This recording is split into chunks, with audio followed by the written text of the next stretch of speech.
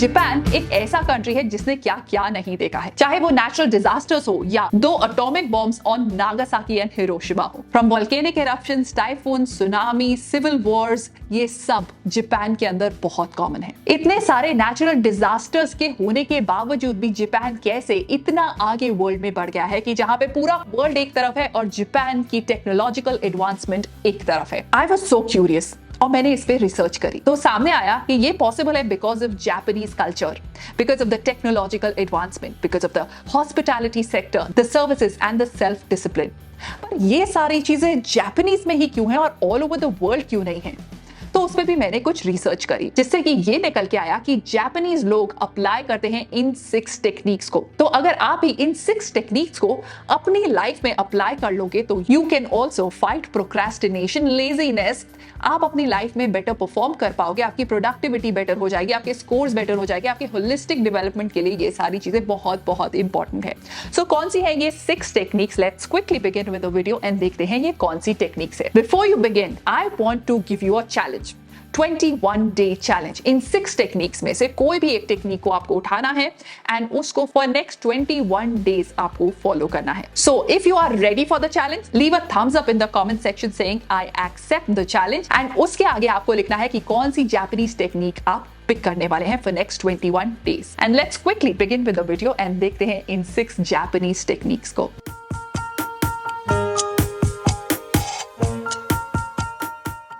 पहली Japanese technique है इनमोरी। इनमोरी का मतलब है टेकिंग अ नैप। जापान के अंदर नैप लेना ऑकवर्ड नहीं माना जाता है। अगर आप ऑफिस में हैं या स्कूल में हैं और आप थक गए हैं तो आप अपनी सीट पर ही नैप ले सकते हैं। यही नहीं, अगर आप ट्रैवल कर रहे हैं तो भी वो इनकरेज करते हैं नैप लेना, क्योंकि इसको कंसिडर करा जाता है part of self care and rest, जो बहुत इंपॉर्टेंट समझा जाता है जापानीज कल्चर के अंदर, क्योंकि इससे एफिशिएंसी बढ़ती है। Instead of taking long breaks या अपनी वर्क प्लेस को छोड़ना रेस्ट करने के लिए और आने और जाने में बहुत टाइम स्पेंड कर देना, उससे अच्छा अपनी वर्क प्लेस पर ही सो जाना, क्योंकि इससे स्ट्रेस रिड्यूस होता है, आपकी अलर्टनेस बढ़ती है, कॉग्निटिव लोड कम होता है, इमोशनल बैलेंस बढ़ता है, फटीग रिलेटेड एरर्स आपके कम होते हैं। एक बार एक बॉय होता है इंडिया में, तो वो अपनी क्लास में सो जाता है।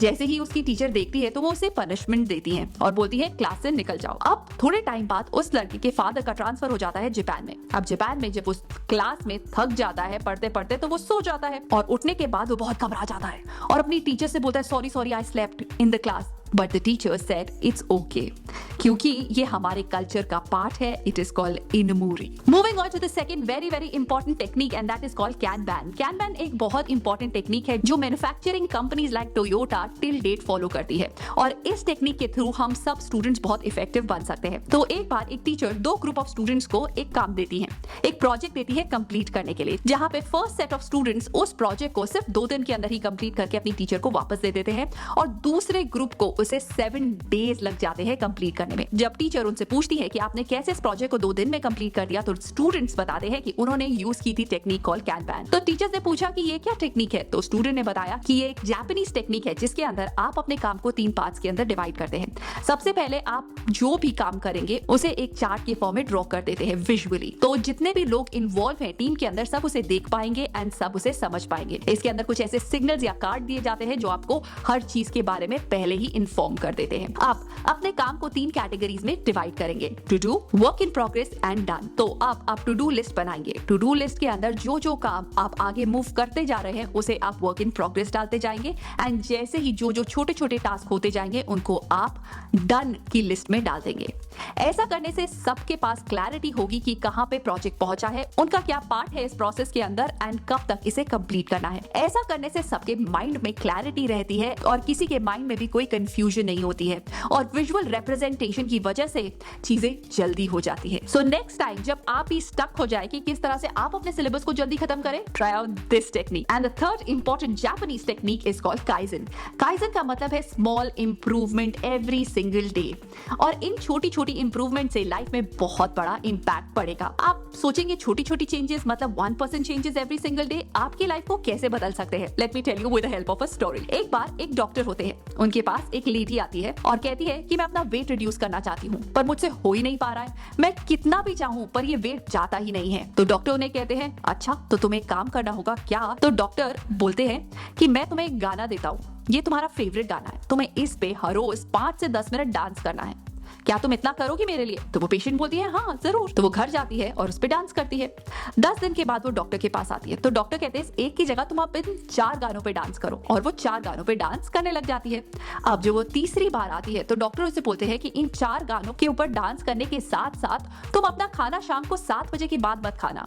तो वो डॉक्टर की बात मान लेती है। करते ही करते 3 से 4 महीने में उसके 10 किलो कम हो जाते हैं। बहुत हैरान हो जाती है और डॉक्टर के पास आती है और कहती है आपने ऐसा कैसे कर दिया, मैं तो कितने सालों से कोशिश कर रही हूँ और ये नहीं कर पाई। और ये पॉसिबल हो पाया through a technique called kaizen, which means small steps आपको बिग चेंज की टुवर्ड्स ले जाते हैं।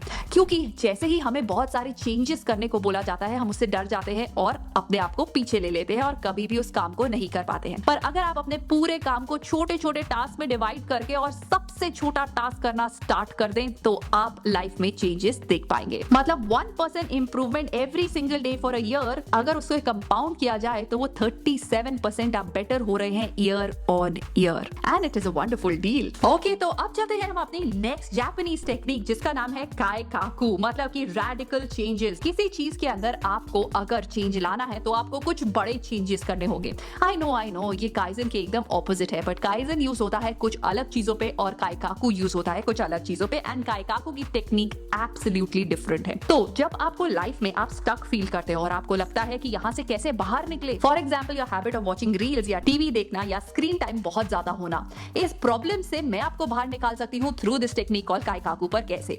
देखिए, इस टेक्निक के अंदर हमें दिया गया है एक tool which is called 5 why question tool. अब इसके अंदर ये कहता है कि आपको क्या करना है कि अगर आप किसी भी प्रॉब्लम के अंदर स्टक हो जाए तो आपको 5 व्हाई क्वेश्चंस पूछने हैं अपने आप से। मतलब मैं इतनी देर फोन पर क्यों स्पेंड करती हूँ? क्योंकि जब भी मैं पढ़ती हूँ फोन मेरे सामने होता है। क्वेश्चन नंबर 2, फोन मेरे सामने क्यों होता है? क्योंकि जब भी मैं पढ़ने बैठती हूँ मैं फोन को बंद करना भूल जाती हूँ, या मुझे ऐसे लगता है अगर किसी का इंपॉर्टेंट कॉल आ गया तो किसी का इंपॉर्टेंट कॉल मेरी पढ़ाई के टाइम पर ही क्यों आएगा? अगर मैं उन्हें पहले इन्फॉर्म कर दूंगी तो कोई भी मुझे इंपॉर्टेंट कॉल पढ़ाई के टाइम पे नहीं करेगा। या मैं अगर एयरप्लेन मोड में अपने फोन को रख दूंगी तो प्रॉब्लम नहीं होगी। क्यों मैं अपने फोन को एयरप्लेन मोड में नहीं रख पाती हूँ? ऐसे करते करते जब आप 5 क्वेश्चंस पूछते हैं अपनी रिलेटेड प्रॉब्लम से तो आप उसके रूट कॉज में पहुंच जाते हैं, और ये रूट कॉज आपको हेल्प करेगा अपनी प्रॉब्लम को सॉल्व करने में। किसी भी प्रॉब्लम में आप स्टक है, ट्राई आउट दिस हैक। बहुत डिस्ट्रैक्टेड रहते हैं, try out this hack. Mobile addiction है, try out this hack, and do let me know in the comment section below कि क्या ये आपके साथ वर्क की ये technique. Moving on to the next very important Japanese technique, and that is Siri, Saito and Saiso. So Siri जिसका मतलब है sort, Saito जिसका मतलब है set in order, and Saiso जिसका मतलब है shine. एक clean environment हमें force करता है to be productive. अगर हमारी work space clean नहीं होगी और cluttered होगी तो हम बहुत ज्यादा distracted feel करेंगे और चीजों को करने का हमें कभी भी मन नहीं करेगा, and this is one of the reason why we feel lazy. जिस दिन भी आप बहुत lazy feel कर रहे हो, आपको लगता है कि आज तो बिल्कुल पढ़ाई नहीं कर सकता, just do one thing. अपने लिए एक छोटा सा काम कर लेना, और वो है कि अपनी स्टडी स्पेस को क्लीन करना, उसे एक अट्रैक्टिव जगह बनाना अपनी डेस्क को, एंड उसके अंदर वो सब चीजें रखना ऑर्डर में जो आपको चाहिए for your next session. And now you will shine on, और जो आप करना चाहेंगे अब आपको वहां पर बैठकर पढ़ाई करने का मन कर जाएगा। सो हमेशा ध्यान रखिए, चीजों को ऑर्डर में रखने से आपके माइंड में क्लैरिटी आती है और आप चीजों को कम डालते हो। Moving on to the next Japanese technique which means hara hachibu. तो एक बार एक जापानीज डेलीगेट इंडिया आता है किसी बिजनेस के सिलसिले में। तो आकर जब वो वहां पे खाना खा रहा होता है तो वो अपने इंडियन फ्रेंड्स के साथ खाना खा रहा होता है। खाना बहुत ही कम खाने के बाद वो बोलता है कि मेरा हो गया फिनिश। नाउ जितने भी इंडियन फ्रेंड्स होते हैं तो वो हैरान हो जाते हैं, वो पूछते हैं आपने तो बहुत ही कम खाना खाया है, ऐसा क्यों? तो इस पे वो जापानीज डेलीगेट बताते हैं कि हम जापानीज हारा हाचिबू का रूल फॉलो करते हैं, व्हिच मींस कि आपको खाना खाना चाहिए अपने भूख के सिर्फ 80%, आपको 100% अपना पेट नहीं भरना चाहिए किसी भी मील में। ऐसा बोलने पर इंडियन काउंटर पार्ट बहुत हैरान हो जाता है और पूछता है ऐसा क्यों? वो बोलते हैं क्योंकि जब आप कम खाते हैं तो आपकी बॉडी डाइजेशन पे 100% एनर्जी ना वेस्ट करके सिर्फ 80% एनर्जी देती है, बाकी की 20% energy you will still have, जिससे कि आपका फोकस लेवल और अटेंशन लेवल हाई रहता है। तो अगर आप भी लेजीनेस नहीं फील करना चाहते तो आपको भी अपना लंच, डिनर, ब्रेकफास्ट 100% 100% पेट भरकर नहीं करना चाहिए, क्योंकि अगर आप बहुत हैवी ब्रेकफास्ट, लंच या डिनर करेंगे तो उसके बाद आपको बहुत अच्छी नींद आ जाएगी। तो अगर आप अपने पेट को थोड़ा सा खाली रखेंगे, which is 20% empty, you will feel more alert, you will feel more focused. So that's it from my side. I hope that you enjoyed the video and आप इनमें से एक ना एक टेक्निक जरूर यूज करेंगे for next 21 days. So I'll see you in my next video. Till then, take care of yourself and stay super duper productive. Bye bye. Subscribe for more such videos.